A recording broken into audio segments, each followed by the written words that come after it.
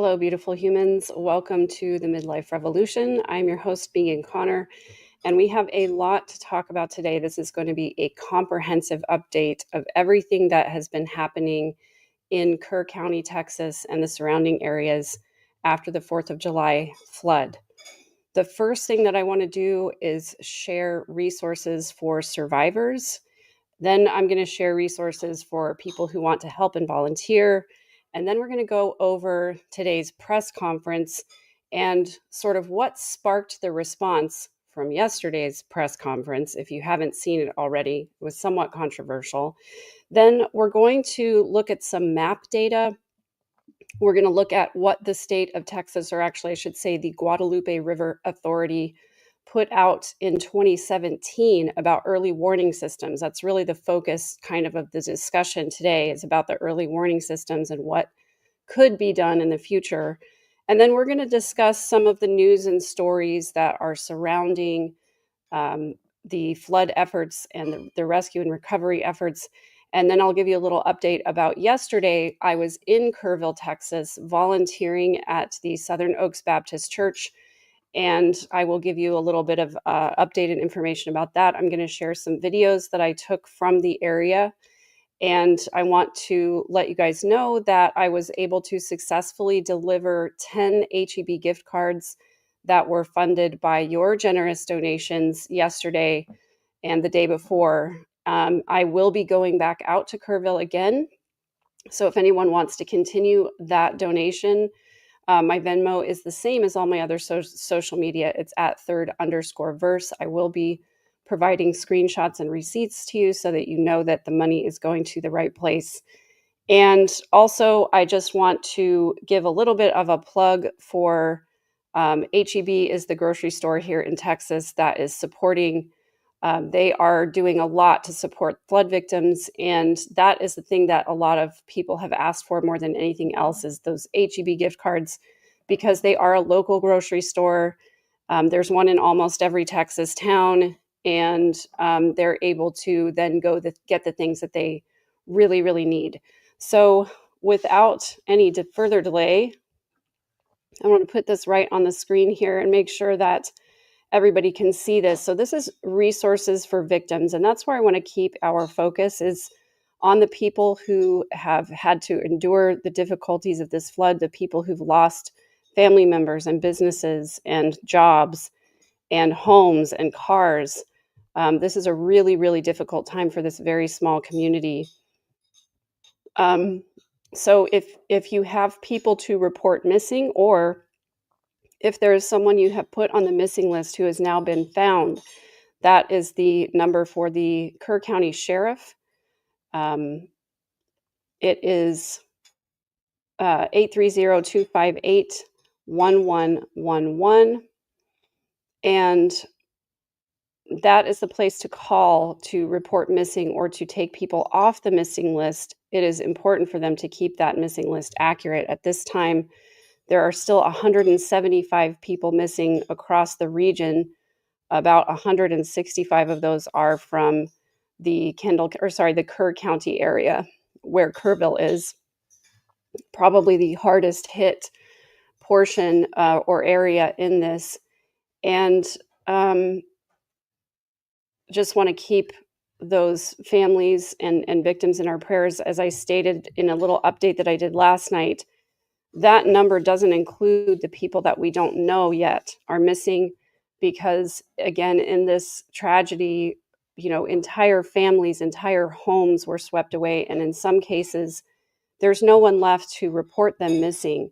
And so I think that the toll from this is going to go much higher after there's time to discover, who went missing or what entire families went missing. Again, there were a lot of people camping up and down the river in anticipation of the 4th of July, and just wilderness camping as well. And so the toll could be very much higher. And I just want us to keep that in mind as we continue to cover this event. So the second one here is the FEMA hotline. That's the Federal Emergency Management Association at 1-800-621-3362. People can report their losses this way, and they can register for federal resources. They have been asking that anybody that does have insurance, whether it's flood insurance, homeowners insurance, auto insurance, they ask that people go ahead and file those claims first, because FEMA resources are meant to cover uninsured losses.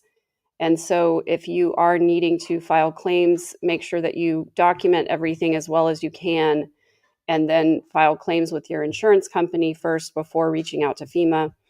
Then there's a resource if people are displaced from their residence, if your home is not safe to go into.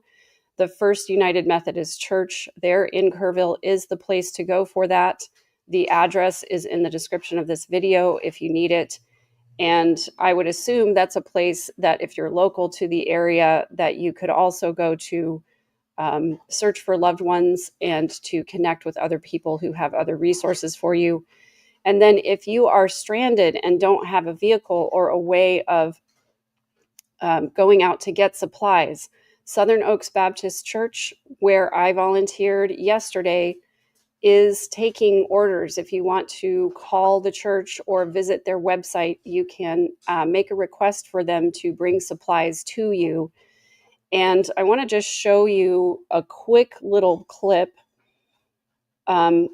I think I shared that all of the places in the area have been overwhelmed with in-kind donations, meaning donations of toilet paper, paper towels, toothpaste, things like that.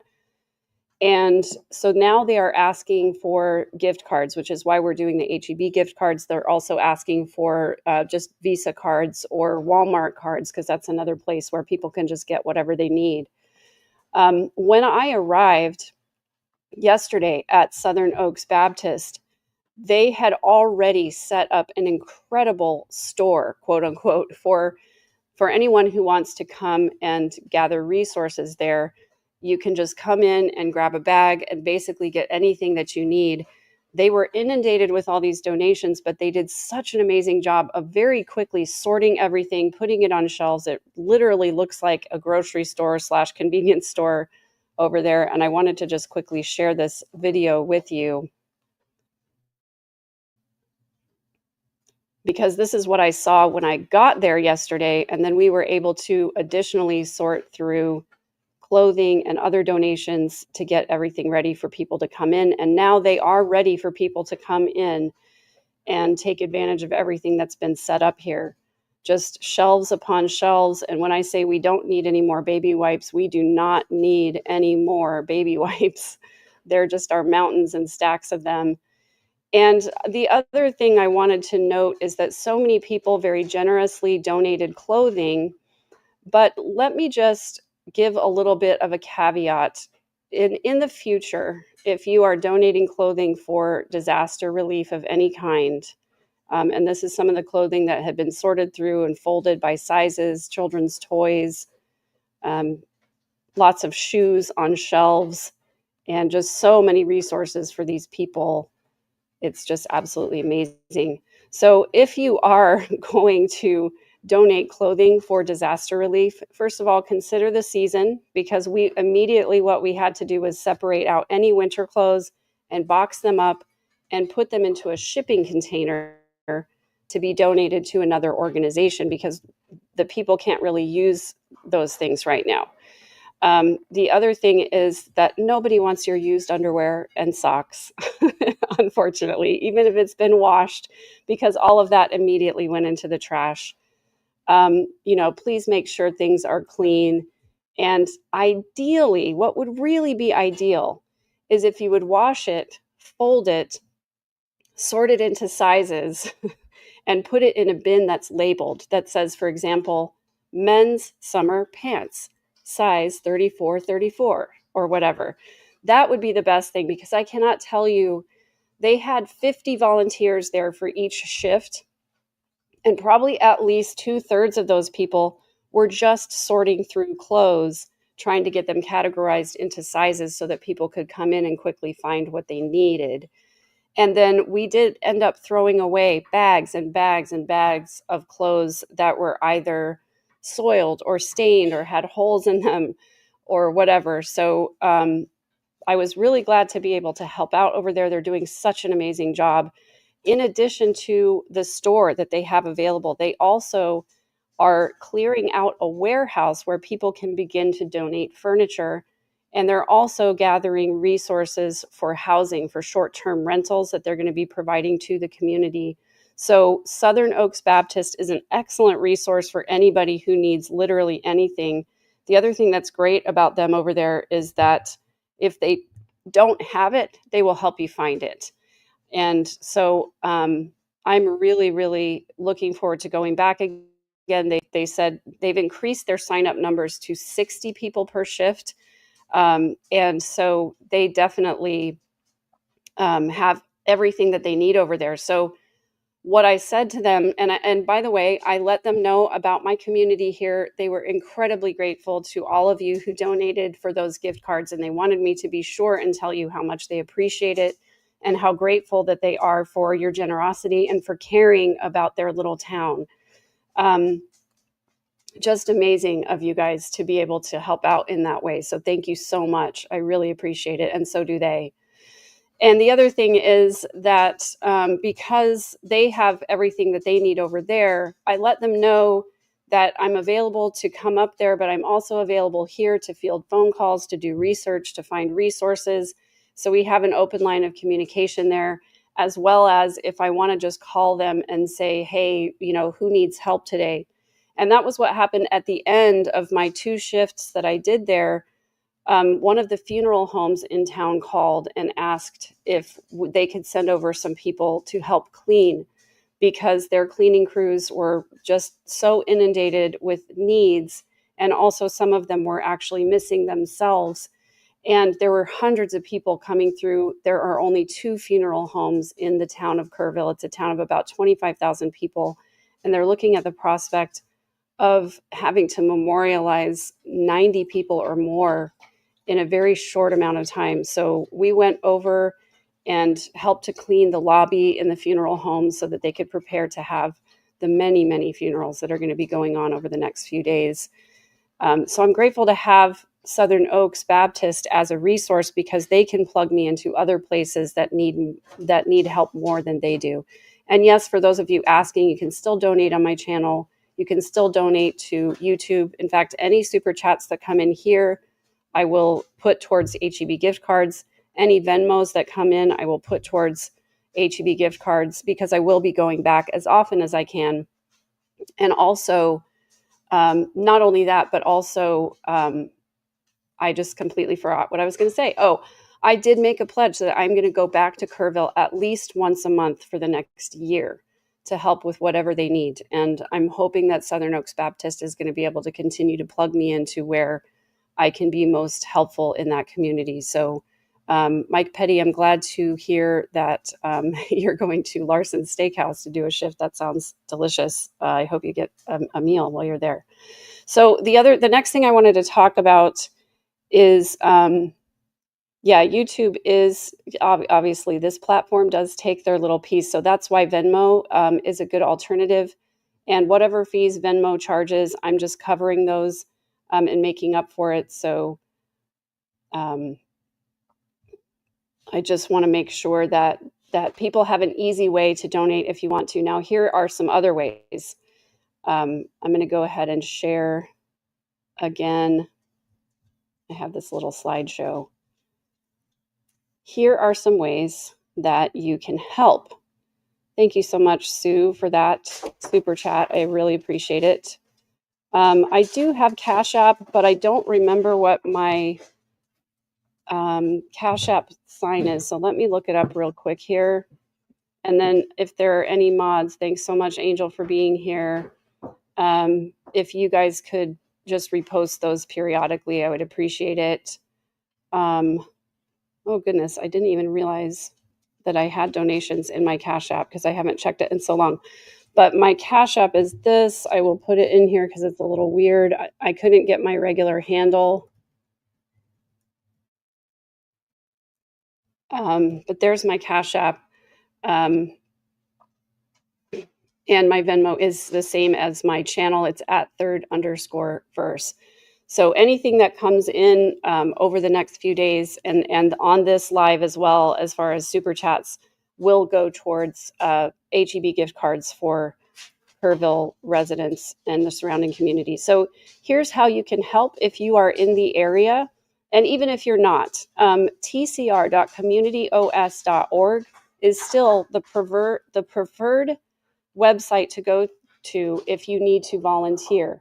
What they will have you do is fill out a profile where you can put your skills in there and your abilities and your availability, and then they can search all the profiles of people who sign up to find what they need. In addition, they also post jobs that need to be filled there in the community, so you can sign up for a shift. Now, I've signed up for a couple of shifts for tomorrow, but I still haven't heard back. So I'm hoping that means that they're all full. But I haven't been able to be successful on that site yet, which is why I went and looked for other community resources. That's how I found Southern Oaks Baptist Church. One of my friends there, Ada Kay, who we had on the show the other night, plugged me in there, and I was able to go to their Facebook page. So Southern Oaks has a Facebook page where they've got a sign up genius and also QR codes of how you can donate.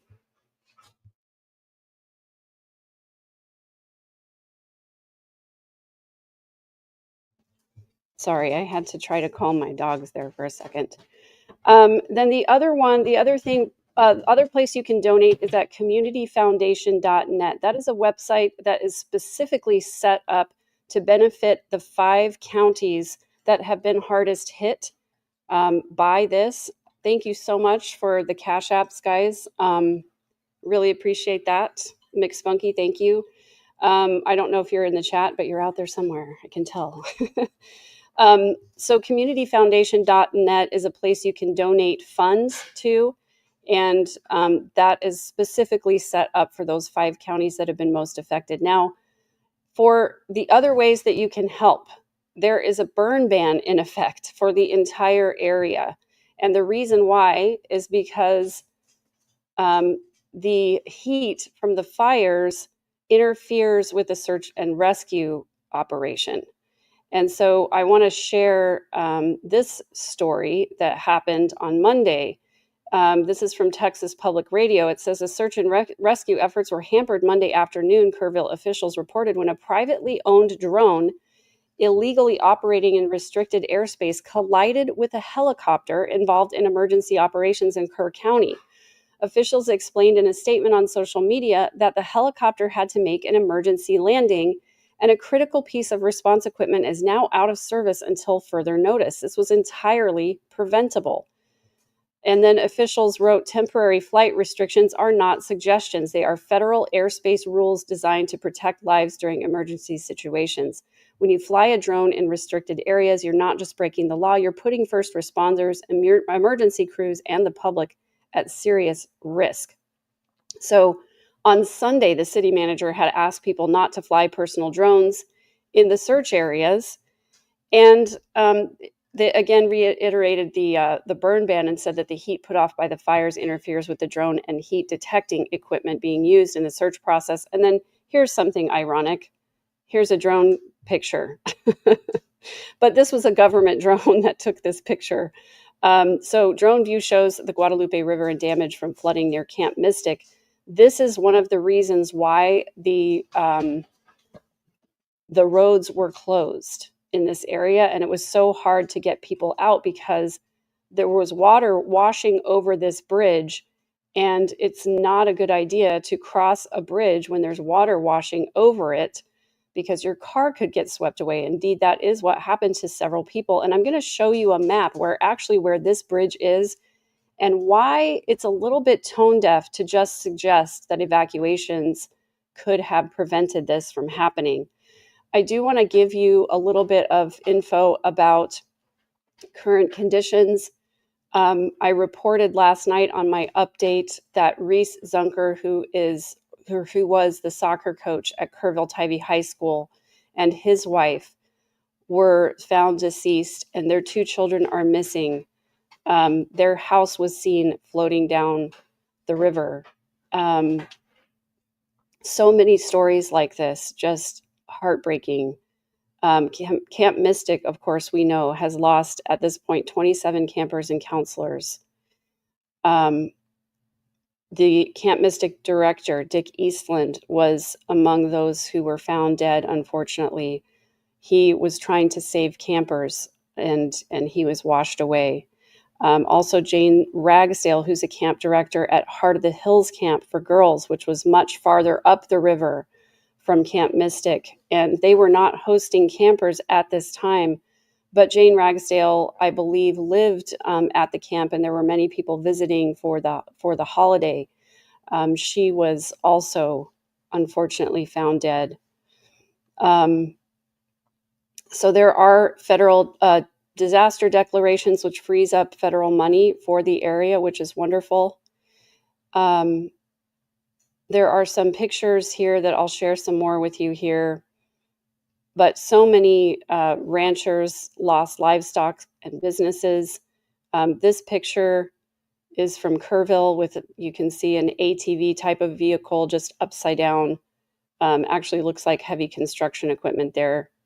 But we are going to talk a little bit about how this happened. But first, I want to talk about the press conference that was held today. Actually, we're going to start with the press conference that was held yesterday. Sorry,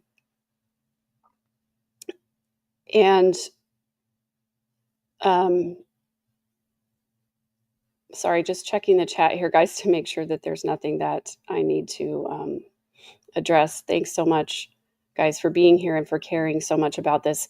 Kerrville area is really close to my heart. My parents lived in Center Point, which is just a little bit southwest of Kerrville, and I have very fond memories of taking my kids to the library in Kerrville. My mom worked at the quilt shop there, and I actually had my first solo main stage role at the Caillou Center in Kerrville when I did the Mikado with the UTSA opera group. And so I just have a lot of fond memories of that area. It's a cute little town, just 25,000 people, lots of historic buildings, lots of tourists, lots of tourists come to that area to spend time on the river. And it's just a beautiful, it's called the Texas Hill Country, beautiful rolling hills with live oak trees on them, and just a beautiful place. So there are a lot of different reasons why this happened, and we're going to address a lot of them. There were alerts, but not everybody received them. We're going to talk about why, and we're going to talk about why you can't just evacuate the area. But first, let's go to this press conference from yesterday that sort of sparked a fiery response today. And this is, this came from the main reporter that you're going to hear in this press conference is one who was very insistent, pushing the sheriff to give some answers about what happened between the time that the warning was issued and the time that the waters hit. And before I show you that, I want to show you this beautiful map that was done by the New York Times. This map gives you an excellent visual of exactly what the water levels looked like on the morning of July 4th. Now you'll see up in the upper left-hand corner, it tells you this is a time-lapse map, and in blue is the flooding, obviously. And so you're going to see it go hour by hour, and it goes pretty quickly. So here we are, it starts July 4th at 1 a.m., and you can see the water moving from left to right, or basically from northwest to southeast as it moves along the river. And I want to show you over here, we see Camp Mystic is right here, and we see Hunt, Texas, and just right where the word Hunt is where Camp La Junta was, which is where the boys were that escaped. Heart of the Hills Camp is over on this fork of the river. So you can see that Hunt, Texas, which was probably the most damaged, was the place where these two forks of the Guadalupe River converge. But it's interesting to note that while we see the surge coming through Hunt, Texas around 4 a.m. and then moving to Kerrville, and then Center Point is here and Comfort is here, where you see all of this snaking of the river, and you can tell the volume of water by the time it gets to Comfort is just huge. So these areas all would have been affected first. And I want to keep that in mind as we talk about locations and data and warning systems. So you can see July 4th at 1 a.m. is when the warning was issued. And you can see the water come through Hunt, Texas and Camp Mystic around 4 a.m. And then it goes through Ingram and then comes through Kerrville, where it has a big surge around 9 a.m. So there's 4, 5, 6, 7, 8, 9. And then by 10 or 11 is when it's finally down to Comfort. And then you can see the water sort of receding back by around 7 p.m. Certainly not back down to normal, but the surge and the very dangerous floodwaters would have receded slightly. But then again, they had more rain the following day on the 5th of July. So I hope that this paints a good visual, that you can see where the water was at what time, and keep this in mind as we listen to the press conference that we're going to go to now.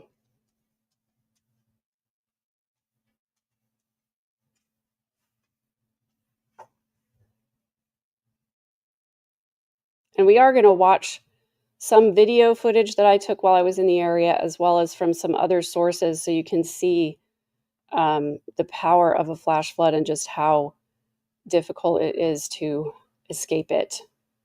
So here, this is the press conference from yesterday, again, the 8th of July, yesterday when I was in Kerrville.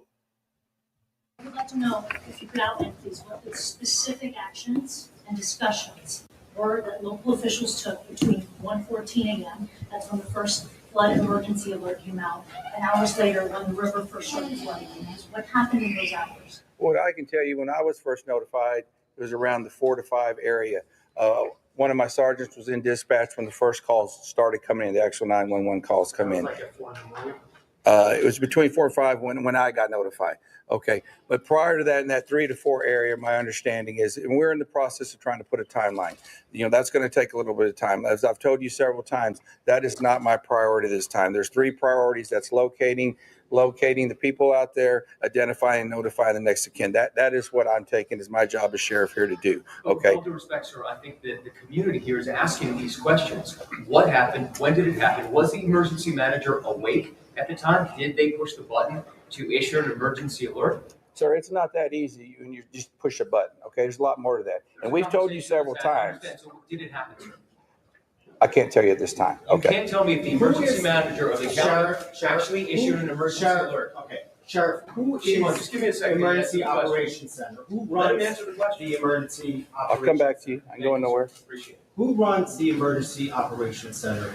We have a communication center, a dispatch, okay? We have a communication center. That's where the calls actually go to the police department, then they're forwarded to us. But leading up to this, in monitoring the weather, there is, in any large city, in any state, there's an Office of Emergency Management that is monitoring the weather, that is watching and listening and getting briefings. Who was getting those briefings in this city, in this county? Who was receiving that information? And who would have ultimately made the decision to evacuate, hearing what was coming in from the Weather Service and all? Okay, what we would have done when we get notified. Okay, I'm going to tell you. You're not emergency management, right? The sheriff's not EOC. No, there is no, I meant as the city. Yeah, help me with that. So we understand you have many questions. Right. Hang on. No, I understand, but you're not going to answer the question because that's up to the city manager and the mayor to answer those Correct. questions. The county emergency. We understand you have many questions. The judge is not here. We understand that. But right now, this team up here is focused on bringing people home. That's our focus. All those questions will be answered, but the priority right now It seems like you're is bringing people home. We totally understand that, and we value the incredible work that is being done by those first responders. We're seeing them out there muddy and sweaty and grinding it out day after day. but your community is asking these questions. And we will get Emergency answers. manager in the county. Right now, all of our resources are focused You should be able to to answer recovery. who was in charge of the emergency operations center at the time that was getting any briefings. Do we have another question? If any I briefings. do. I think I'd like to focus on what local people can be looking for. We're looking at some. Okay, so you can see that press conference got pretty heated, and a lot of these reporters were pushing for the main answer that kind of everybody wanted to know is where was the breakdown in the notification. So I want to make sure that I address accurate information. I really want to make sure that we get this correct because I don't want to be part of spreading misinformation, and I want to make sure that the reporting is accurate because there are a lot of rumors, as there always are in situations like this, about what went wrong. And you might have seen on social media, Governor Abbott is getting dragged for his somewhat tone-deaf response to these types of questions. He said basically that it's the losers. He used a football analogy, and he said that it's the losers that try to point fingers and find blame. It's the winners who say, "Don't worry, we got this." Well, the thing is, we do want to focus on rescue and recovery right now. We are due these answers. I think we will get them. But in the meantime, I want to make sure that we cover and accurately report. So this article that I'm going to share right now is from the Associated Press. And again, we've played this before, but this is a time-lapse video of flash flooding that happened down the river farther on July 7th. And again, this is about 5:30 in the evening. And this is a time lapse over about 20 minutes. And so starting at the beginning here, oh, of course, For I want to Keton. have an ad. I'm sorry, you guys. Sometimes I can't predict when the ad is going to come in. Let me share here, guys. Apologies. Okay, so again, starting at about 5:15 in the evening on the 7th of July, when the video starts, you can see water coming over the road here. But what I used the other day for reference is, again, this is Kingsland, Texas. What I used for reference is this big giant rock over here. It's about the size of a bus. If you compare it to these vehicles that are here, you can see a bright yellow slicker. That's a sheriff's office deputy, I believe. And you can tell by this rock kind of the distance down to the river, and use this as a reference point as we watch the water rise. So this is a time lapse that happened about over 20 minutes.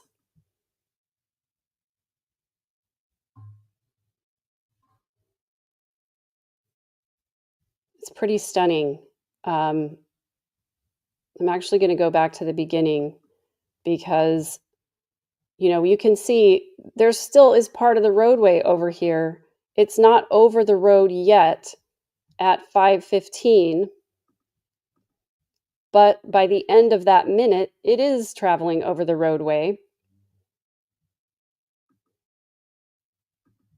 And then just 2 minutes later, it really is engulfing the entire area. And then it just continues to get swifter. We see larger debris starting to come down the river. And that's really a big part of it too. This water's moving so fast. And there are huge bits of debris in here, things like kayaks and tree trunks and cars, in some cases RVs and houses floating down the river. So surviving something like this truly would have been incredibly difficult. So again, just want to go through the timeline and make sure that we're accurate about what has happened here. So first of all, backing up, 48 hours before the floods, potential for heavy rains put precautions in motion as the state activated an emergency response plan and moved resources into the Central Texas area. So 2 days before the 4th of July, there were resources coming in. Thanks so much, Angela Ward, for the donation. I appreciate that. It will go towards gift cards. I'm kind of monitoring here. And thank you, Terry and Tony and Martha and Andre and Suzanne and Dawn and Laura and Carrie and Sally. Wow, you guys are awesome. And Diana and Lucy and Leah. Appreciate you guys so much. Thank you. So then the National Weather Service, which was only missing, by the way, one key position, an individual who retired early when they were offered early retirement early this year as an alternative to positions being eliminated. That was the emergency coordination position. So it would have been somebody who communicated the disaster plans to the emergency managers in the various cities and towns. But the National Weather Service did issue a flash flood warning at 1:14 a.m. And there's a difference between a flash flood watch and a flash flood warning. Watch means be aware this could happen. Warning means this is definitely going to happen. And an emergency warning means you need to evacuate or whatever right now. We'll go over those a little bit later, actually, in the video that's presented by the Guadalupe River Authority. So flash flood warning at 1:14 a.m. on Friday to mobile phones and weather radios. And that's another thing we're going to discuss, is that not everybody keeps those warnings turned on. And also, not everybody has cell phone reception in these low-lying areas. That's one of the things that people like about camping there, is that you're out of cell service, you're out of touch. And then weather radios, which again would have had to be on and functioning, batteries and et cetera, in order to receive those warnings. But some people did get those warnings, but not everybody. So it says more than 3 hours before the first reports of flooding at low water crossings in Kerr County at 4:35 a.m. And we're going to look at those on the map here in just a bit. The warning was updated at 4:03 a.m. to a flash flood emergency. That's when they're basically saying there is a flash flood in your area and you need to get to higher ground. And we're going to talk about why evacuation is not always the best in that area. And I can tell you, for me personally, I know the areas around me that are prone to flash flooding. And if I'm sitting in my home with no plans to go anywhere and all my kids are safe with me, I hear a flash flood warning, I'm going to completely dismiss it because it doesn't apply to me. I'm not in an area where there is water that I need to be worried about. But if I was staying somewhere where there was water, and that's the other thing, a lot of people who were in the flood area were visiting and they didn't realize how severe the flooding can get. So there's that, factor component to add to it as well. However, even though the warning was updated to a flash flood emergency, there were still people who did not get those warnings in addition. The warning included Hunt, which is the small town that's home to Camp Mystic. Girls who were rescued from the camp have said they were woken up after midnight by strong storms that knocked out the power. Bright flashes from lightning strikes showed the river rising rapidly, so they were able to see. Again, this is in the dark of night. That would have hindered things as well. It was not immediately clear what kind of evacuation plans Camp Mystic might have had, but 2 days before this happened, I believe that the state agency that monitors the emergency response plans had approved Camp Mystic's plan. Clearly, nobody knew. We knew that water was coming. We did not know how much water was going to come. And again, that storm system got stalled over the area. So while we were expecting around 6 inches of rain over a 3 to 4 hour period, what ended up happening is that time frame compressed because the storm stalled. So it was about 3 times as much rain in a short period that we definitely were not expecting to have. So lots and lots of different factors contributing to this. Local officials have known for decades that flooding posed serious risk to life and property in the region, and a county government report last year warned that the threat was getting worse. And we're going to talk about that. Then so we're going to watch this video. It says, decades later, the upper Guadalupe River, they're talking about the 1987 flood that ended up, said it prompted the evacuation of a youth camp in the town of Comfort, and a wall of water quickly swamped buses and vans. 10 teenagers died in that flood. And it says decades later, Upper Guadalupe River Authority, which manages the river watershed, released a video to YouTube titled Be Flood Aware 2017. We're going to watch some clips from that video. So we don't need to necessarily go over what the report says about that, because we're going to go over it in a minute. But I do want to point out, in January 2017, the Kerr County Commissioners Court unanimously approved an application for a $975,000 grant from FEMA to develop a flood warning system, according to transcripts of the meeting. Less than a year later, commissioners learned that the grant was not approved. Most of that funding went to communities hit by Hurricane Harvey. Then the River Authority, citing a need to develop a flood warning system in Kerr County as a top priority in the last 3 annual strategic plans, but Kerr County Judge Rob Kelly, who was not on the commission at the time but attended the meeting, said the warning system idea was shelved because residents reeled at the cost. Other people are saying that the federal government or the state government should take care of that and not the local residents, because it truly, again, disasters like this take resources away from the state and from the Federal Emergency Management Association. So preventing it seems like it should be a priority. I want to alert you to the fact that there's a petition. Nicole Wilson, who is a San Antonio mother who took her daughters out of a neighboring Hill Country camp ahead of the flooding amid concerns about its evacuation plans, said county leaders need to push for one. And she has started an online petition at change.org to call for Kerr County to install flooding warning sirens to alert in real time. And she plans to present the signatures to Governor Greg Abbott when lawmakers convene in a special session on July 23rd. So if you want to go to change.org, I have a post already on my YouTube channel with a link to that petition if you're interested in supporting it.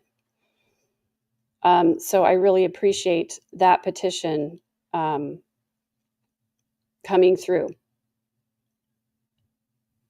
Now, I want to talk briefly before we finish up. We're going to go to the press conference from this morning. So I want to talk briefly about current conditions as of now, as of today, which is Wednesday, July 9th. Search and rescue workers, which number around 1,700, with people coming from the Coast Guard from all over the place. There was a Coast Guard rescue swimmer who helped to rescue over 165 people in the early morning hours of July 4th, including a boat crew from Florida that was sent for search and rescue, including an equine club that has come to search on horseback, and multiple canine units. So we're talking about over 1,700 people who have come to the Kerr County area to help with search and rescue. They have together searched over 26 miles of the Guadalupe River at this point, looking for survivors. 444 people have been rescued so far. And unfortunately, I need to report that there are still over 175 people missing, and the last live rescue was done on Friday. And so I expect that very soon it's going to turn rather from search and rescue to just a recovery effort. And I expect that the death toll is going to become much, much worse. And yes, also I wanted to mention firefighters from Mexico were sent up.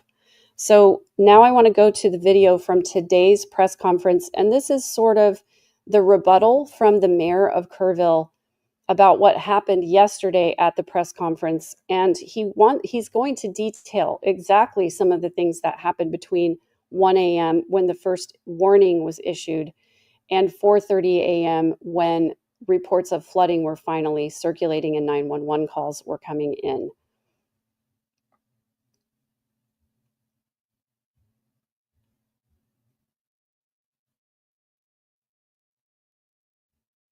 Not this one, this one. I would like to know if you could outline, please. I want to talk a little bit about the events that happened on the morning of July 4th. Can you guys hear this what the video? Kerrville Police Department and other first responders were doing in those early morning hours. And I want to start outside of Kerrville, out in Hunt. Now, for those of you who went out there yesterday with the governor, y'all know that Highway 39 crisscrosses the Guadalupe. Okay, good. I'm glad you can hear. Now, he just mentioned that Highway 39 crisscrosses the Guadalupe River. So I want to show you the maps that I have prepared here. And it's going to mean that I'm going to have to come back to this video in a second. But I want to think talk this a is little important. bit about. So what he's talking about is, and actually, it's not even this map that I want to share, or this one, or this one. As usual, I have too many tabs open.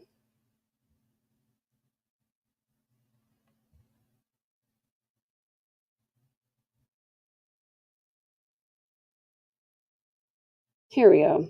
I think this is the right one.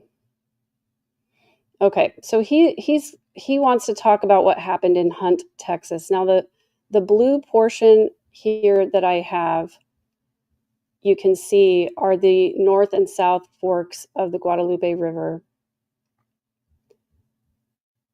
And actually, what is in the blue are the roads. And these two roads, this is FM 1340 Farm to Market Road, and this is Texas Highway 39. And I want to close up in here to show you. Now, if you can see, as we follow the river here, you can see these trees lining the Guadalupe River, and you can see the river itself snaking like this, crossing Highway 39, and then coming back around right here, and then crossing Highway 39 again. And so this road, Highway 39, the river and the road sort of cross each other over and over throughout this area. Here's a great example right here. It comes under the freeway right here and then goes back around and right here. Now I say freeway loosely. This is really a 2-lane highway. And some of the bridges on those crossings are high up off the water, but some of them are not. In fact, many of them are not.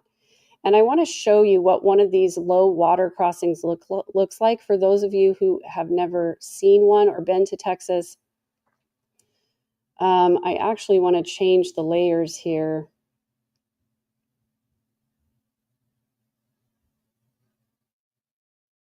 I don't want traffic. I just want regular old map. Okay, good. So looking at this map, I'm going to show you a low water crossing that is right here near Hunt, Texas. So this is FM 1340, which would be just a 2-lane divided by a double yellow stripe. And then off of that road is this road right here, which is called River Road. And so this little road that comes off is going to cross the river, and I want to show you exactly what it looks like. I think. There it is. Okay, good. This is that water crossing. So I don't know if any of you have seen a low water crossing in Texas, but this is what it looks like when you get to this low water crossing. So if you're coming from the main road, here's the main road back over here, and you're approaching this low water crossing, this is what it looks like.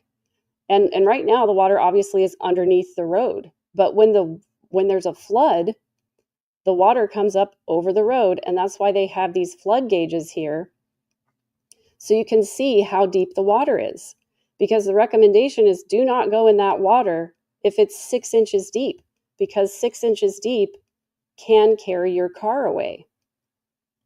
And so, that's what this looks like.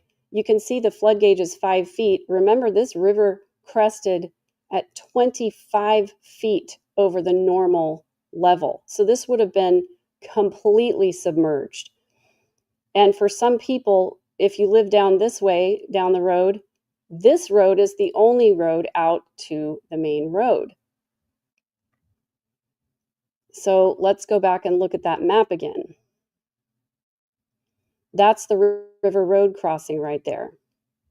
And the sheriff is getting ready to tell us about the intersection of Farm to Market Road 1340, which is this one right here to the north of Hunt, and Highway 39, which is the main road. You can see Camp La Junta is right here. So he's talking about this intersection right here when he tells this story. So let's go back and listen to what he has to say. I'll talk a little bit about the events that happened on the morning of July 4th, what the Kerrville Police Department and other first responders were doing in those early morning hours. I want to start outside of Kerrville, out in Hunt. Now, for those of you who went out there yesterday with the governor, y'all know that Highway 39 crisscrosses the Guadalupe again and again and again. And all of those low water crossings, when they flood, they create islands where you can't get in and you can't get out, trapping people in their homes, trapping people in vehicles. And that's what happened on the morning of July 4th. One of our patrol sergeants lives out there in Hunt, and he got up, he got ready to go to work, and he realized when he hit the intersection of FM 1340 and Highway 39 that he was trapped on an island that was Hunt, Texas. And he saw people, dozens of people trapped on roofs. He saw people trapped in swift moving water. He gave them encouragement over his public address system in his vehicle. He told them to be strong, that he would get to them as quickly as he could, and to hang on. And he knew he needed help. He went to another detective, Kerrville Police Department detective who lives out there, and he woke him up and he said, "It's bad. I need you to get your gear on and come find me." And then he went back out.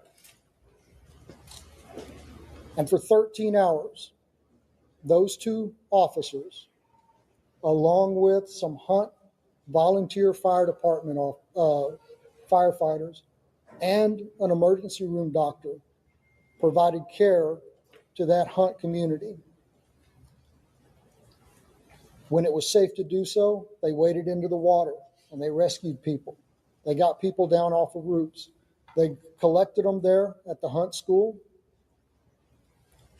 There was a young boy with a pretty severe leg injury that was given first aid treatment throughout the day. Other people came. Many of them were injured. They provided first aid. They coordinated helicopter evacuations for the most critically injured, communicated the situation back to our emergency dispatch center at the Kerrville Police Department. When the waters began to recede, they knew that vehicles would be making their way out there when it was safe to do so. So they went back and forth, clearing out debris to clear a path for those vehicles. They saw helicopters flying back and forth, making recoveries upriver, evacuating those summer camps. And they were by themselves on that island that was Hunt, Texas, doing what they do, serving, protecting, and helping, until about 5 o'clock in the afternoon, when other emergency workers and high-profile vehicles were able to get out there. And here in town, the early morning hours is still dark. Our officers realized that areas of town that traditionally don't flood were going to flood, and that low-lying areas close to the river were in danger. Our officers spent hours going back and forth. In that first hour, they evacuated over 100 homes and evacuated and rescued over 200 people. And to say that doesn't even come close to explaining the actions that took place. Door to door, waking people up, convincing them that yes, the floodwaters are coming and you need to leave now. They rescued people out of vehicles. They rescued people out of homes that were already flooding, pulling them out of windows. They entered water. There's a trailer park that flooded in minutes. One officer was there by himself and he realized, I need help. He sounded his siren, driving up and down those streets that were beginning to flood, calling on his PA system for folks to wake up and evacuate. And then 2 other officers joined him through first thigh deep, then waist deep, then chest deep water as they went from RVs and trailers and rescued people, carrying them safety through the water. Out on old FM 689, there were 2 people trapped in the water, clinging to a tree. 2 officers were there when the 3rd one drove up. And one of them was wrapping a 100-foot flex line garden hose around his waist to go into the water and rescue those people. And those 3 officers went into the water, and one of them held that hose and acted as an anchor while those other 2 made their way to those 2 victims, and they were able to evacuate them safely. Folks, I don't know how many lives our KPD team saved in an hour in Kerrville, but I know that this tragedy, as horrific as it is, could have been so. Could have been so much worse. I'm sorry. I got the second stamp wrong there. Now, this is the mayor of Kerrville, and he went on, when it was his turn to talk, he went on and gave up the the numbers for the day. But then he also did an extreme dressing down of the press. He said that he is married to a retired first grade teacher, and even his wife's former students know that they are to raise hands and wait their turn and not talk over people. And that's how they were going to do things today. He then reiterated that we are going to get the answers to the questions that they're asking, but we don't have them at this time as far as what went wrong. But it was good to have the sheriff break down what they were doing in those hours prior to people actually being evacuated. But now let's talk about why evacuation is not possible in some areas over there. And this particular area that we are talking about, if you're just joining us, please rewind to the very beginning of the video. That is where I have all the resources for survivors and victims, as well as for people who want to donate and volunteer. I've got that on the crawl down here as well. And on this channel, any super chats that come in during the live, and also any donations that come to my Venmo or Cash App during anytime before I go back to Kerrville, probably tomorrow. I have signed up for a 7:30 a.m. shift, but I haven't heard back yet, and I'm not supposed to just go show up. So I don't know if it'll be tomorrow. I will not go Friday. They've been cautioning people not to come in from out of town because of a potential of a high-profile visitor that may be in the area. But if it's not tomorrow or Friday, I will be back for sure on Monday, if not sooner. Just signing up for as many shifts as I can, but I have to wait until they get approved before I actually go in there.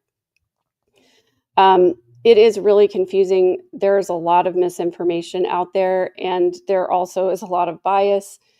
Certain news outlets really trying to point fingers at certain places, and I just don't think that that's helpful. I think what's helpful is to have facts, and that's what I'm doing my very best to just report the facts of what has happened and maybe what we can do in the future. Now, I want to go now to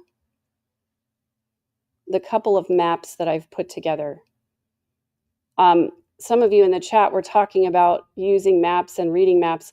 I absolutely love maps. And a couple years ago for Christmas, my partner Samuel gave me an atlas with the national parks on it, and I literally cried. I was so happy. I absolutely love maps.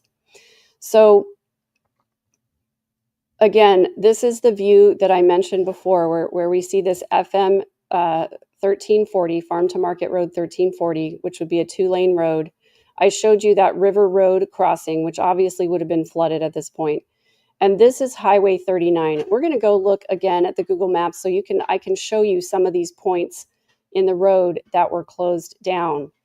But if you live in Hunt, Texas, this is the main part of the city, town, I should say, right here, even smaller than Kerrville. And here's Camp La Junta right there. And you can see these 2 lines of trees. In between those 2 lines of trees is the Guadalupe River coming through right here, going this way, going under the road here, and along the road here, going under again, and around just like this, going up this way. So you can see very clearly, if you live in this area right here, and you come out here and you get on the road, oh, flooded, and you come down here on the road, this one over here, La Junta Road, if you were at the camp, you come up here to 39, that's flooded. So you try to go this way, that's flooded. They were trapped. If you live anywhere in this neighborhood right here, and you try to come out on these roads right here, and you go this way, flooded. You go that way, flooded. The only way they could have gotten out is to go to these higher elevation areas. And I'm going to show you a topographical map as well so that you can see the elevation. But this is a little bit of a zoom out from there. Again, this is the area that I was just showing you right here, the Hunt Fire Department, where there's those 2 roads intersect right here. And behind the big red marker is that low river crossing that I showed you on River Road. So if you live in this area right here and you come to this main road to get out, boom, you're trapped. Oops. This part right here was closed, trapped. You try to get out this way, trapped. You try to go around this way, trapped. So the only thing you could have done was just get to higher ground. You could not have exited by vehicle at this point. So again, just to reiterate, this is Hunt, Texas, where Camp La Junta was. Camp Mystic is way down here. They would have gotten the water before Hunt. Again, the water flowing this way across the map from left to right. And then this is Ingram, Texas, which has also been mentioned as a source of a lot of losses. And then further down is Kerrville, where the bulk of the missing people are from. And I believe the reason for that is some of the 4th of July festivities, which we'll talk about here in just a minute as well. So all of these blue lit up places, this is just Google Earth, where you can go and look at the street view there. But I think it illustrates, the main roads and how it sort of follows, the Guadalupe River as it goes through right here. That would be the main road. Now let's look at the topographical map where you can see the elevation. The little rings kind of indicate elevation here. So for example, this is the top of a hill, and you can see why this is called the hill country, because these are all hills in here. And all of these deep valleys carved out by the Guadalupe River, as well as these little tributaries, and just, all these little veins. I clicked one too far. Sorry, let's go back. So again, this is the place we're talking about, Camp La Junta, the Hunt Fire Department, and the intersection of those 2 roads. It's a little bit zoomed out so you can see, again, this road would have been closed here. This would have been closed here, or not necessarily closed, but there was water washing over the road at this time. And we're going to go look at some of those on the map as well. And this part right here was probably the worst affected. This is where Camp Stewart is, the Boy Scout camp, but there was nobody at the camp during this event. But a little further down, this is where Heart of the Hills camp would have been. They're completely socked in here because here's the river. Here's another little creek that comes off the river, this whole section right here would have been flooded. So if you look at this little basin and you see the shape of it, it kind of, looks like it could be a snake. All these flat parts, all of this is the 100-year floodplain. So there would have been water in all of this throughout that entire time. So you can imagine how scary it would have been living in this area between the river and the freeway, getting on the road, trying to evacuate, and then finding you're blocked in. So that's one of the reasons why evacuation would not have been possible for so many of these people.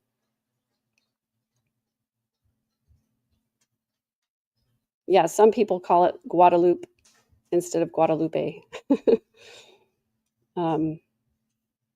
Thanks, guys, for all the support, and thanks so much for caring about this enough.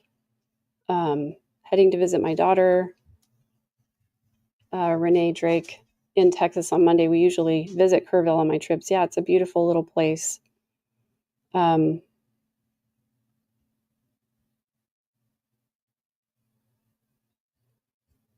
Yeah, thanks, guys, for being here, and thanks No More BS and Angel or Alaska's Angel Uncle for modding. The Guadalupe River is not part of the Riverwalk. The Riverwalk is the San Antonio River, and the Riverwalk portion of it is largely man-made.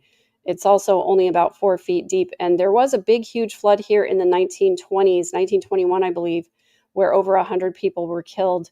And now they have a floodgate where they can cut off the water so that flooding doesn't happen again. And it's been pretty effective so far.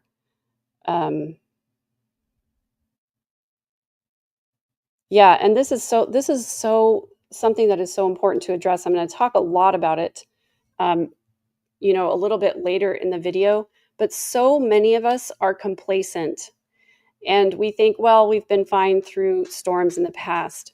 But there is really, really good data to suggest that severe weather events are on the rise. In fact, I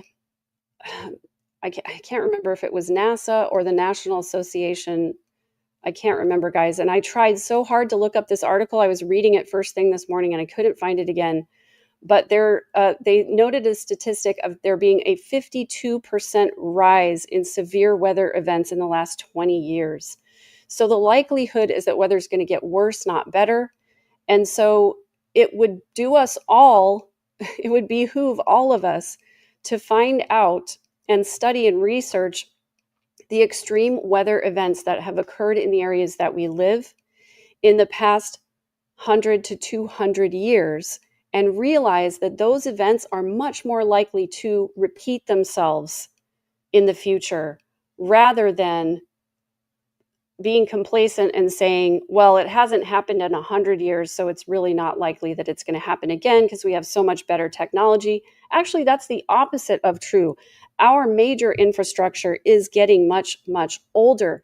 And with less and less government spending going towards these types of programs, we can be guaranteed that we're going to have more severe weather events, be less prepared to face them. And I can't tell you the number of people who don't even know which direction the sun rises where they live. They will rent or buy a house and not even consider where the windows are facing. They won't consider bodies of water that are near them, and all of these things that are close by. And I lover puns agree with you. I don't want to live in fear either, but I do want to be aware of the dangers in my area. For example, I can't imagine living in Tornado Alley and not having tornado preparedness or awareness. That was one of the first things that my family did when we moved to South Dakota. Was my parents told us about tornadoes and how to listen for the sirens and to go to the basement when they come. And we always had an emergency kit, a 72-hour kit, so that we could be prepared in case something happened. So, we just want to make sure that you get educated about your area and about the natural disasters and weather events that have happened in your area, and to make sure that you are prepared to receive warnings on your cell phone, and to make sure that you don't get complacent about it. Because like I was saying, when I get a flash flood warning, I don't I don't pay attention to it unless I'm traveling or one of my kids are out or something like that, because I know I'm not in a low-lying area. Well, now I'm going to start paying closer attention to it, because I do have a creek that's nearby that has never really flooded. Our neighborhood, the most flooding that we've ever gotten, 3 to 4 inches of water. But now I'm thinking to myself, well, if that's possible, that has happened, I'm in a pretty, high area. But if I had a flash flood emergency come over, I would know exactly where to go to get to higher ground. So I just think it's so important for us to be educated about these things. Now, I do want to share that video we talked about that was put out by the Guadalupe River Authority back in 2017. Just to educate people, it says be flood aware, and we're going to play a couple of clips from this video. Central Texas has been identified as the most flash flood prone area in the United States by the National Weather Service and has often been referred to as Flash Flood Alley. The steep terrain and shallow soils cause heavy rainfall to quickly rush downstream. I'm going to A dry draw guys. can I'm almost... sorry, I thought I was sharing and I wasn't.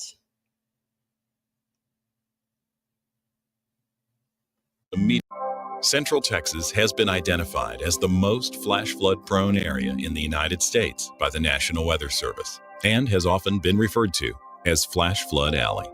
The steep terrain and shallow soils cause heavy rainfall to quickly rush downstream. A dry draw can almost immediately change into a roaring river with thousands of gallons speeding downstream, causing water levels to rise several feet in a matter of minutes. Roadways across a usually lazy creek can quickly become impassable. The best advice we can give is to never drive through floodwaters. As the National Weather Service has campaigned for years, turn around, don't drown. 6 inches of water can reach the bottom of most passenger cars, causing potential stalling. According to the U.S. Geological Survey, water 1 foot deep typically exerts 500 pounds of lateral force on a vehicle and is enough to float many vehicles. You always think, hey, I got a big vehicle, I can do this, and next thing you know, you're 10 miles downstream, and you don't have any power when you're in the water. Once your vehicle is floating, the floodwater becomes your steering wheel.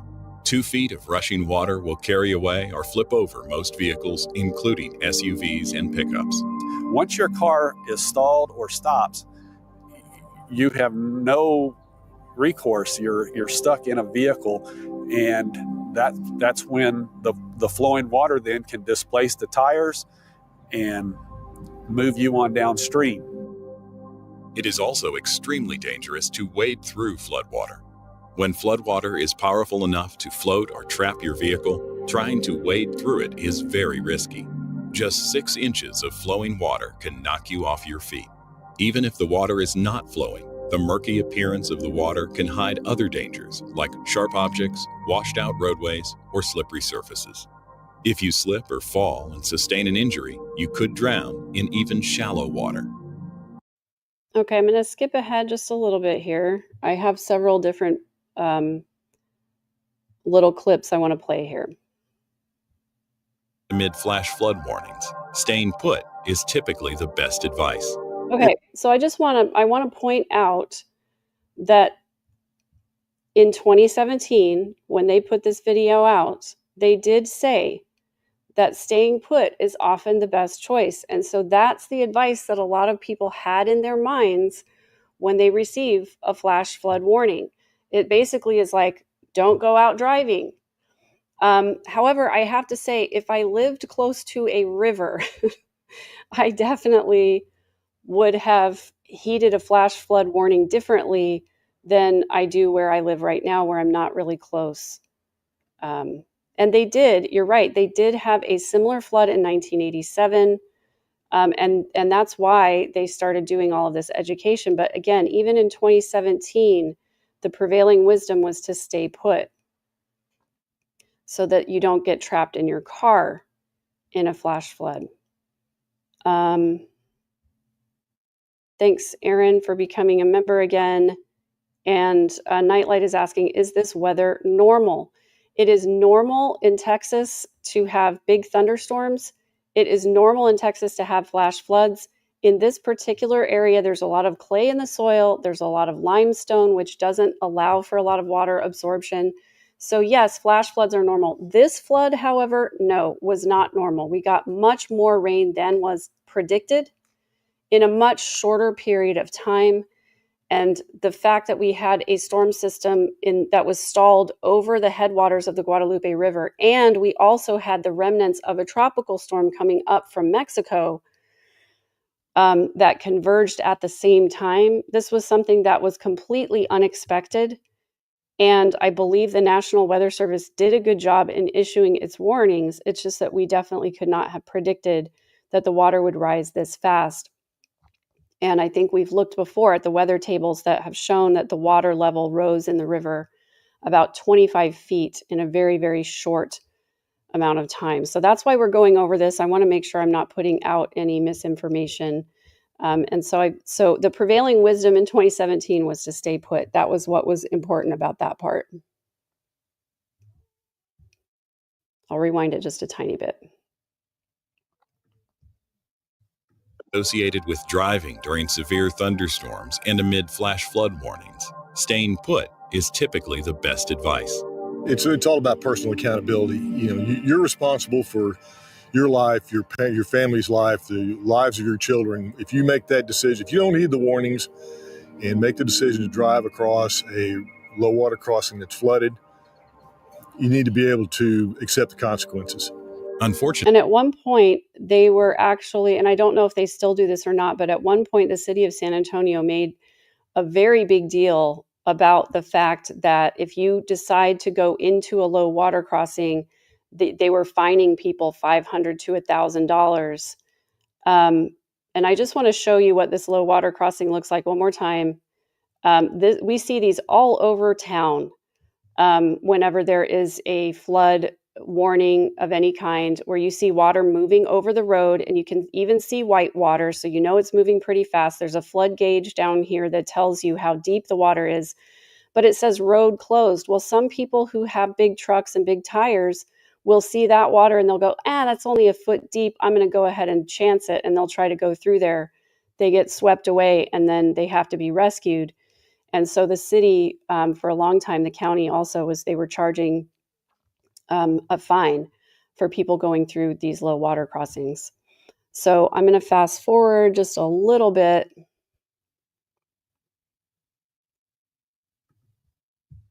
And this is the Guadalupe River.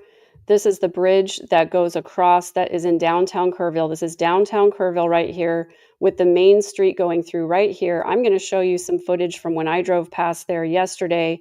This is the big clock tower right there in the center of town. And this is a natural little drop off right here, kind of a spillway. And, there is this bank of trees right in the middle of the river. This is what it normally looks like when it is not flooded. You can see these cement banks over here on the side.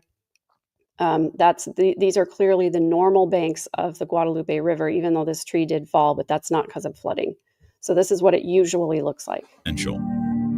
I've seen people that were born and raised here their entire life that thought, I know this crossing like the back of my hand. And they get washed off that crossing because the road's gone under them. They didn't realize it. They think, it's not that high. You don't know what's under it. Exactly. And then we're going to talk about, actually, I'll just keep playing it because this is the report of the 1978 flood. Our area has a history of monstrous and devastating flash floods.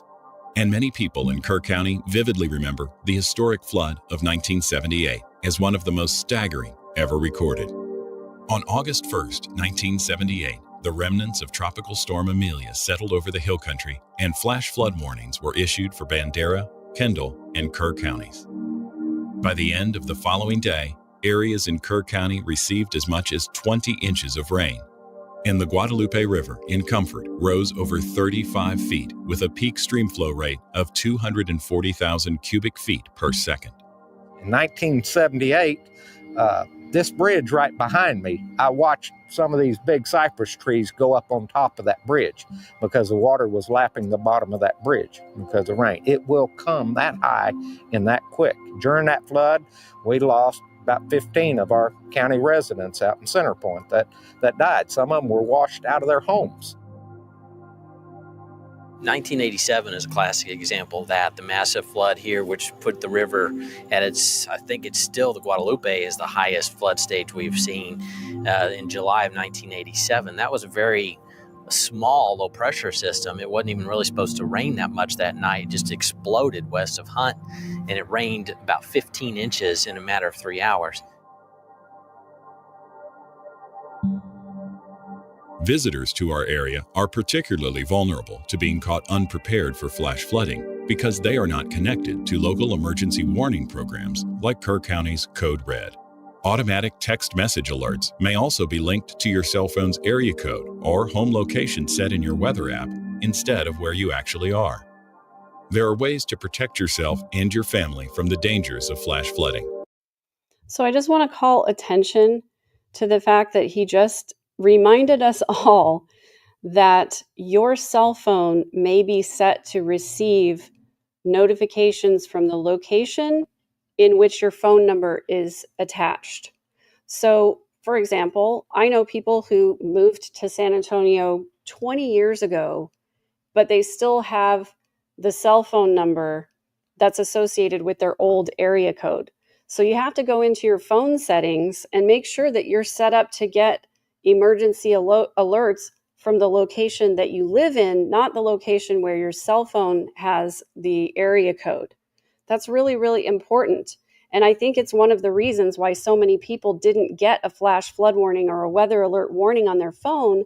Number one, a lot of people were visiting the area from other area codes. If I had been in Kerrville that night, I would not have gotten a flash flood warning on my phone because I'm in the 210 area code, which is San Antonio, Bexar County, and Kerrville is a completely different area code and would have had different warnings. So that is part of it as well.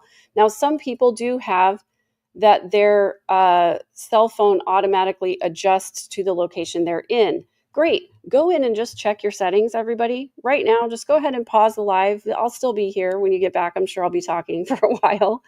Please go check your cell phone settings and make sure you have emergency alerts set up properly. And then, make sure that when one of them comes up, that you remember this discussion and pay attention to it and don't just dismiss it. Because again, what I've tried to say is that the likelihood of severe weather events getting worse is increasing. We aren't regressing back. So when people talk about the flood in San Antonio in 1921 that took over 100 lives, well, we had another flood in San Antonio in 1997, I believe, or 98. I can't remember, one of those years in the late 90s, where there was a place, a shopping center called the Quarry that was 20 feet underwater. So the likelihood that we're going to continue to see more severe weather is increasing, not decreasing. And when you receive a warning, it is best to assume the worst case scenario. In fact, that's what I'd like to actually recommend. And I know it's a fine line because catastrophizing is a thing that some people do in an unhealthy way. But in order to really be healthy about it, I think we have to confront the fact that there could be a worst case scenario, because this is what we're talking about right here. You could not have picked a worse set of circumstances. 4th of July, where there's a ton of people camping in RVs and tents all over the river, a storm system that stalled, and so we didn't know that it was going to stall and produce twice as much rain as we thought it was going to in an even shorter time frame, and campers in all of the camping places up and down the river. In the middle of the night, you just could not come up with a worse scenario. So if you think about where you live and the natural disasters that are possible in your area, and you think of a worst case scenario, are you prepared to get out of that situation? Or what would you do? Do you have a plan in place? Do you have contacts outside of the area that you can ask for help? Do you have backups to your backups? It's a good thing to review an emergency plan once a year and adjust.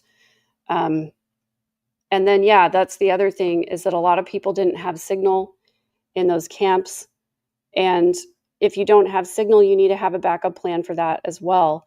And I liked what the guy said in the video. It's about personal accountability. You're responsible for yourself and your family and your decisions. And if you decide not to know or not to be prepared, that's a decision as well. So I'm just trying to advocate for some healthy change. Again, my podcast, The Midlife Revolution, is all about making small changes that become revolutionary. Make the small change to be prepared. I just want to put that out there. I don't want to see things like this happen again. All right, I'm going to go back to this video for another little clip.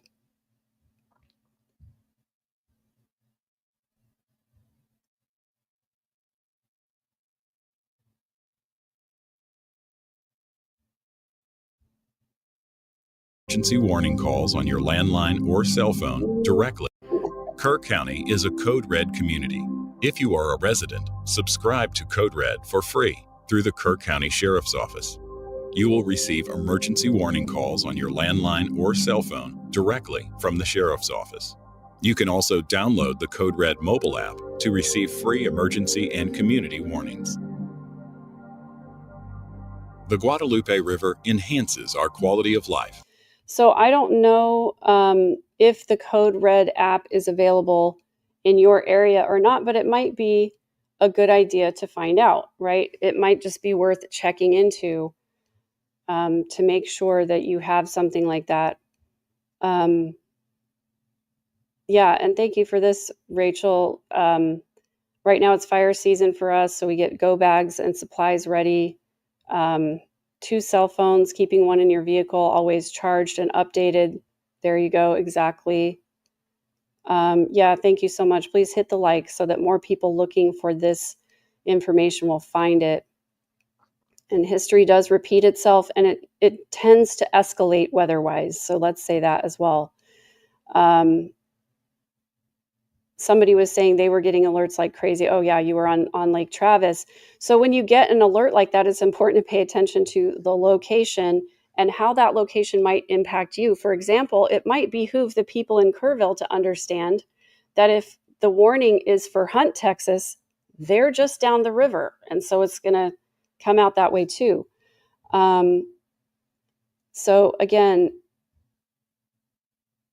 watching emergency preparedness videos that are relevant to your area is important. I first got this information when I took defensive driving when I first moved to Texas. I had no idea what low water crossings were or what they looked like or what to do. And so I was really grateful to have that opportunity to learn about that. So that's what I'm advocating for here.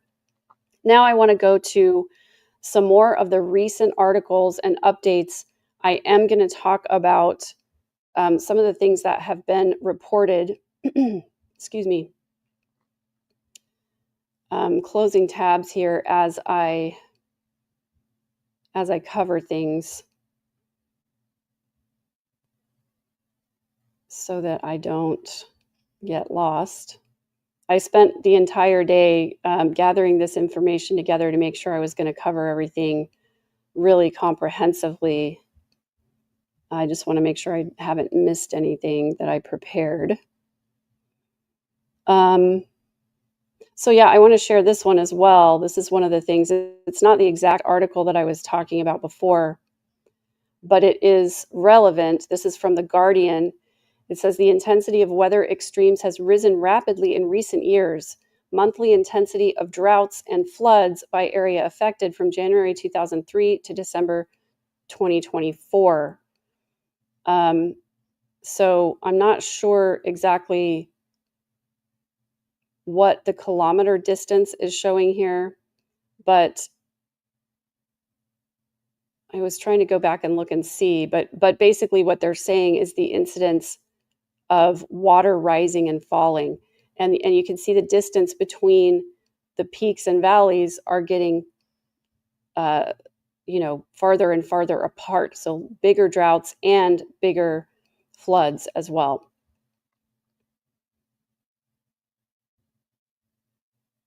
And then, I wanted to show you this little part of the Google Maps.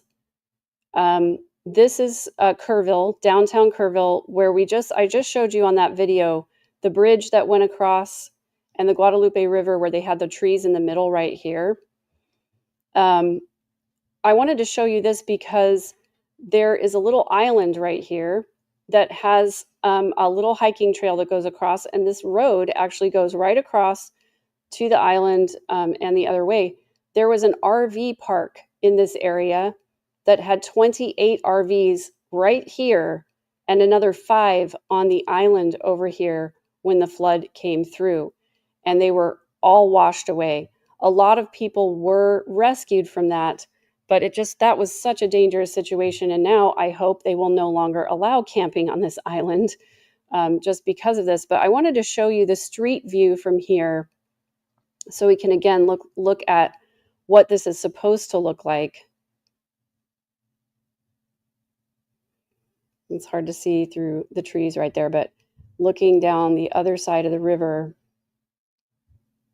this is what this area is supposed to look like. Take a good look, because I'm going to show you a video that I took on my phone yesterday.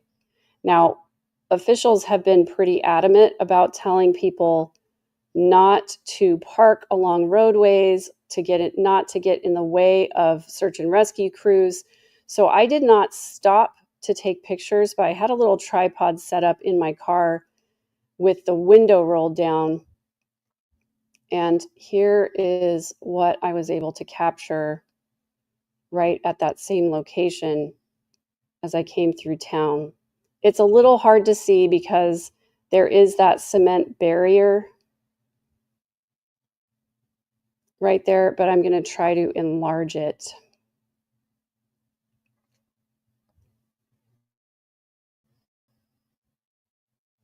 If I can.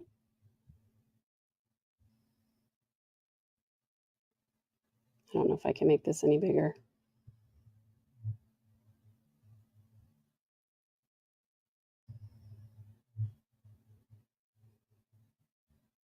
I think what was shocking to me, these big trees are still here, but to see those other trees right here just absolutely flattened as that huge wave of water came through.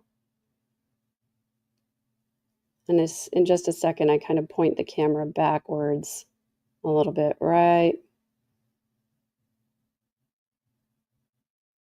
there. I know it's hard to see. It's not the best video in the world, but comparing that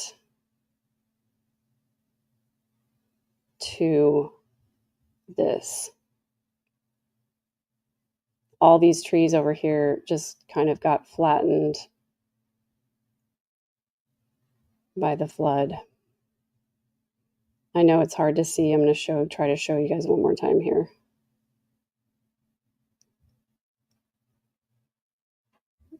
They're all just laying.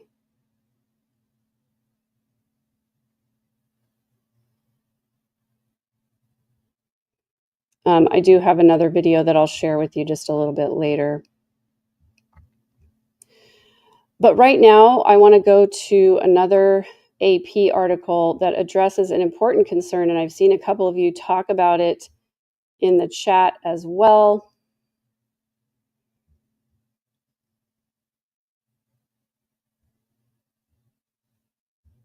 I'm going to go so I'm a little smaller here. So let's be sure that we have the accurate information out there. Fact focus, no, weather modification did not cause the deadly flash floods in Texas. Many pointed to one process in particular, blaming cloud seeding performed on July 2nd by a California-based company for this tragedy. And I'm sorry, guys. The claim is that a July 2nd cloud seeding operation by Rainmaker Technology Corporation caused flash flooding in the Texas Hill Country over the 4th of July holiday weekend. The fact is, this is false. It is not possible that cloud seeding generated the floods. according to experts, as the process can only produce limited precipitation using clouds that already exist. Forecasts predicted rain for that weekend prior to July 2nd in an area that was already prone to flooding. Going down here to, so this is Dev Niogi, a professor at the University of Texas at Austin, who studies extreme weather, says it's extremely unlikely cloud seeding played a role in the floods. He cited weather factors for the reason: the moisture flow coming into the area and the widespread rains the system had, as well as the forecast of heavy rains over the wider area. So, this here was an ex post that was a speculation. Hey, that's weird. They seeded the clouds and then there was a flood. But let's just be factual. Cloud seeding utilizes an artificial material, typically silver iodide, to induce precipitation or clear fog. The practice is an imprecise undertaking with mixed results. So the person who they're going to quote here, Dressler, was I believe associated with, I can't find his name in here again, you guys. I'm sorry about this. Andrew Dressler, director of Texas A&M University's Texas Center for Extreme Weather, explained that cloud seeding can work in certain limited situations and produce very modest increases in precipitation, but often delivers nothing. Regardless, the process cannot create storms out of thin air. Ken Leppert, an associate professor of atmospheric science at the University of Louisiana Monroe, said that, quote, it had absolutely nothing to do with the flash floods in Texas. Cloud seeding works by adding aerosols to existing clouds, he said. It doesn't work by helping to create a cloud or storm that doesn't already exist. The storms that produced the rainfall and flooding in Texas were not in existence 2 days before the event. So I just want to make sure that we report accurate information. The cloud seeding myth is false. It has been debunked. There are many, many scientists cited in this Associated Press article. You can look it up just by Googling Associated Press cloud seeding, and let's make sure that we don't spread misinformation. Now I would like to go to another article that talks about a positive story. Oh shoot, did I close it?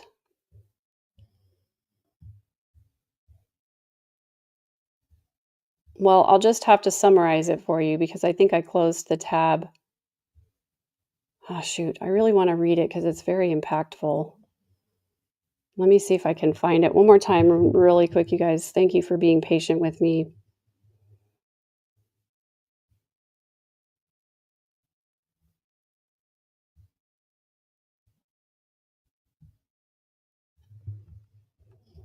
So sorry, you guys. In my zeal to not have too many windows open, I think I closed the wrong tab.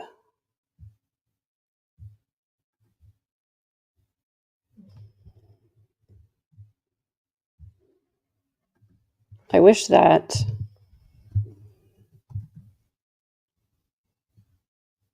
it was easier for me to find. Oh, here we go. Got it. Yes. Thank goodness. Okay. We're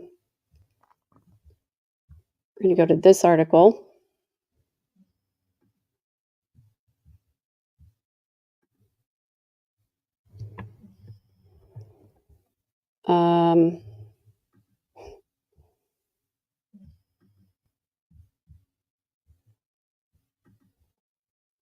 Sorry, guys, my computer is responding a little bit slowly, and I'm worried that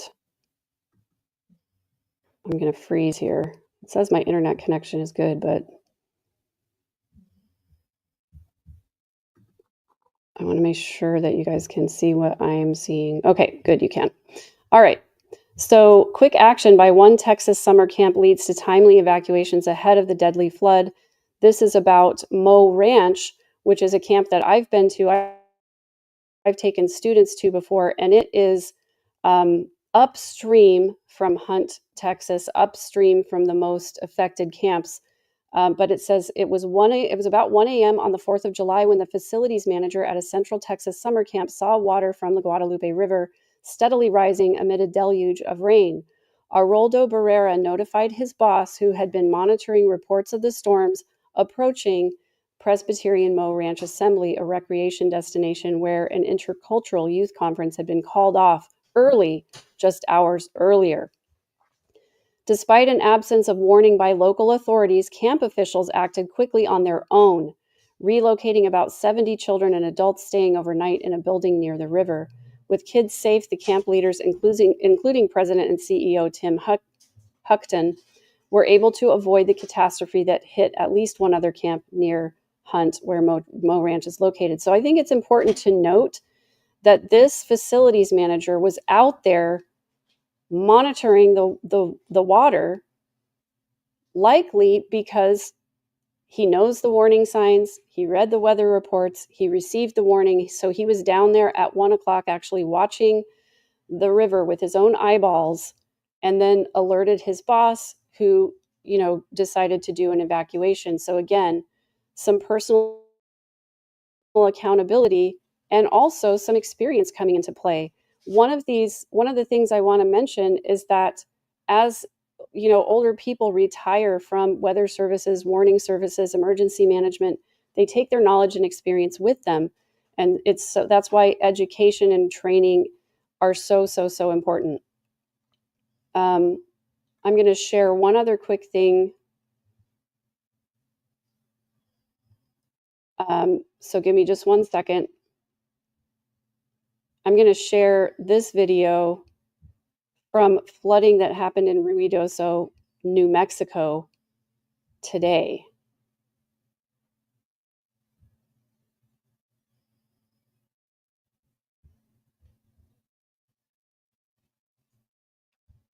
I'm actually going to try to make this larger because I hate those ads on here. Oh, of course, it wants to play an ad for you first. Sorry about that, guys. Give me 1 second real quick.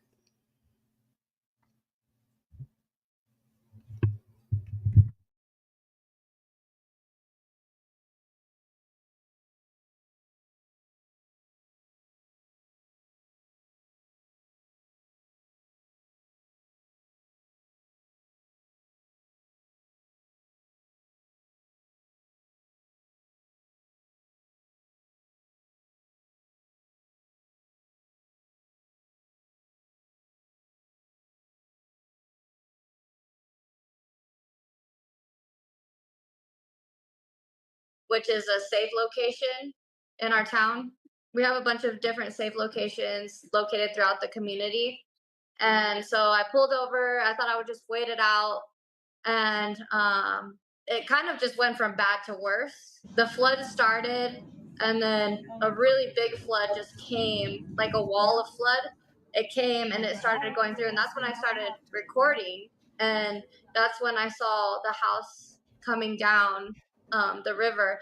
And unfortunately, that house is one of my best friend's houses here. It was kind of heartbreaking to be filming and then to see my best friend's house that I have memories in floating down the river on top of everything. I mean, inevitably, this flood today was just so horrific that it got swept away.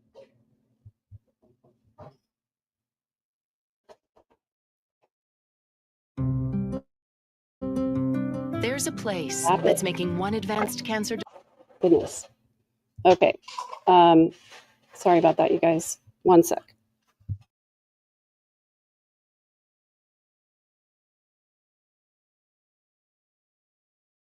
So Ruidoso, New Mexico, today suffering because they have had some extreme drought, followed by monsoon rains, which led to, again, some more flash flooding in that area.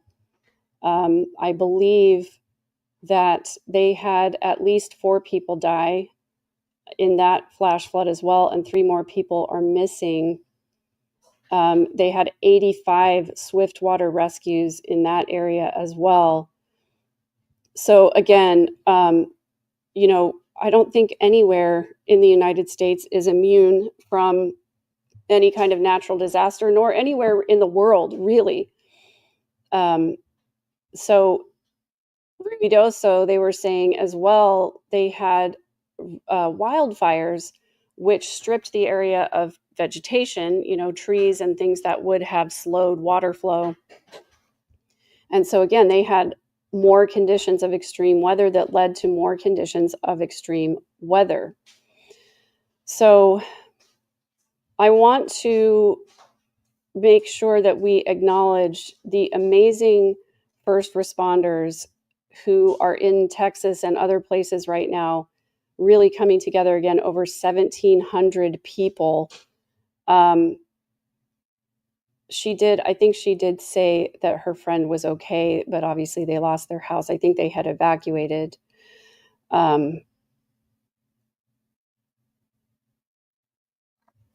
I want to acknowledge the first responders. They've been working, tirelessly 16, 18, 20-hour shifts to try and recover victims. And, it's been mentioned many times, the mental health toll that this takes on people of recovering this many bodies over such a short period of time, and how affected they are, especially when there are children involved.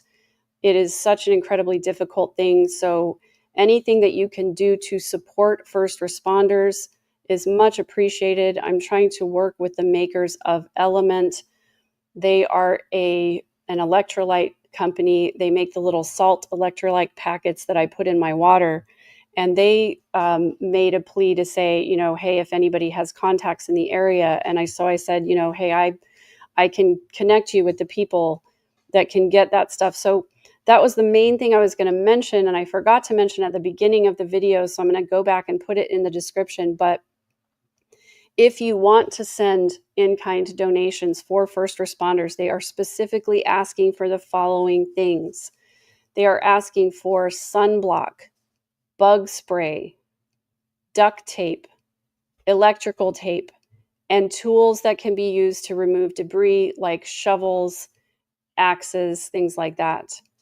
And I'm trying to coordinate that element for the first responders, because they're out there in the heat day after day, and they're in the elements being exposed to, extreme temperatures, and they need to obviously replenish electrolytes. It's a better solution, in my opinion, than Gatorade, which is full of corn syrup and sugary stuff and all kinds of chemicals. Element is magnesium salts, and they do an excellent job with their formulation, making sure that it's ketogenic and healthy. So I'm not sponsored by them yet, but I wouldn't say no. So I just want to acknowledge those first responders that are there. So again, I want to share, I think that I have covered the articles that I wanted to share with you. So I wanted to just give you one more related story, that the fire union head in Austin is asking for a vote of no confidence for the fire chief there.